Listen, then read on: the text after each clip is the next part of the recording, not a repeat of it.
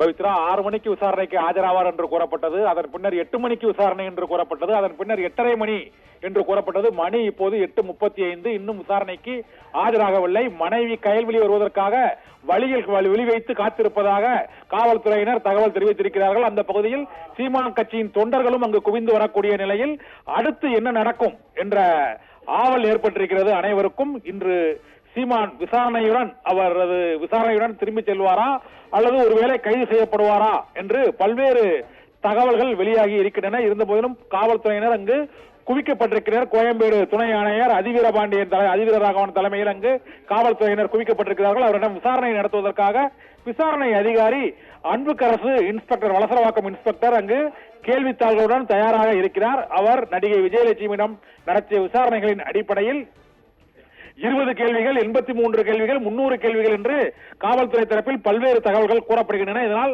சீமானுக்கு எத்தனை மணி நேரம் விசாரணை நடைபெறும், 20 நிமிடமா, 2 மணி நேரமா, 3 மணி நேரமா என்பது உள்ளிட்ட பல்வேறு தகவல்கள் வெளியாகிக் கொண்டே இருக்கின்றன. உளவுத்துறையினர் இது தொடர்பாக பல குழப்பமான தகவல்களையும் தெரிவித்து வருகிறார்கள். முதலமைச்சர் அவரது பிறந்தநாள் விழா மேடையில் உரையை முடித்த பிறகு சீமான் விசாரணை தொடங்கும் என்றும் கூறப்படுகிறது. ஏனென்றால் முதலமைச்சரின் பேச்சுக்கு முக்கியத்துவம் அளிப்பதற்காக விசாரணையை தாமதப்படுத்துவதாக ஒரு தகவல், மனைவி கயல்விழியை அழைத்து விசாரணைக்கு போவதாக மற்றொரு தகவல். இந்த விசாரணையை மேலும் நள்ளிரவு வரை நீட்டிப்பதால் அவரை சற்று தாமதமாக இரவு உணவை முடித்துவிட்டு வருமாறு காவல்துறையினர் தெரிவித்ததாக தகவல் என சீமான் விசாரணை தொடர்பாக பல்வேறு தகவல்கள் தொடர்ந்து வெளியாகிக் கொண்டே இருக்கின்றன. இந்த நிலையில் இன்னும் 8:40 ஆகியும் வலசரவாக்கம் காவல் நிலையத்திற்குள் இன்னும் செல்லவில்லை. சீமானின் வழக்கறிஞர்கள் அளிக்கும் தகவல்களின்படி அவர் மனைவி கயல்விழியுடன் விசாரணைக்கு செல்வார் என்று எதிர்பார்க்கப்படுகிறது. இதனால் வலசரவாக்கம் மற்றும் அந்த வடபழனி இடையேயான ஆற்காடு சாலைக்கு இடையேதான் இப்பொழுது சீமானின் வாகனம் காத்திருக்கிறது. இந்த சூழ்நிலையில் அவர் முதலமைச்சரின் இந்த பிறந்தநாள் விழா கூட்டம் முடிந்த பின்னர் தான் விசாரணை தொடங்கும் என்றும் இப்போது தகவல் வெளியாகி இருக்கிறது.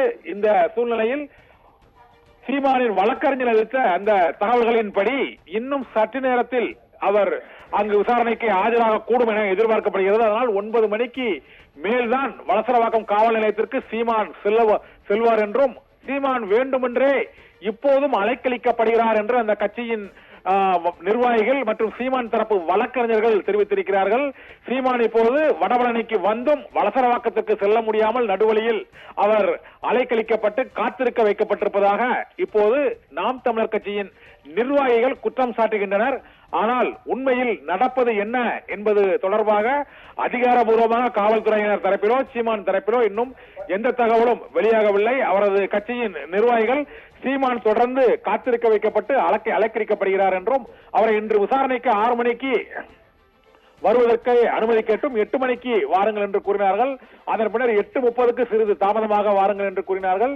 இப்போது 8:40 மணியாகியும் அவர் விசாரணைக்கு வலசரவாக்கம் காவல் நிலையத்திற்குள் செல்ல முடியவில்லை. ஏனென்றால் அவர் வடபழனி அந்த கிரீன் பார்க் ஹோட்டலில் இருந்து வலசரவாக்கம் காவல் நிலையத்திற்கு 10 நிமிடத்தில் சென்று விடலாம். ஆனால் கடந்த 3/4 மணி நேரமாக அவர் கிரீன் பார்க் ஹோட்டலில் இருந்து புறப்பட்டு விட்டார், சென்று விடுவார், காவல் நிலையத்தில் விசாரணை நடைபெறும் என்றெல்லாம் தொடர்ந்து தகவல்கள் தான் வெளியாகி வருகின்றன. தவிர விசாரணை இன்னும் தொடங்கப்படவில்லை.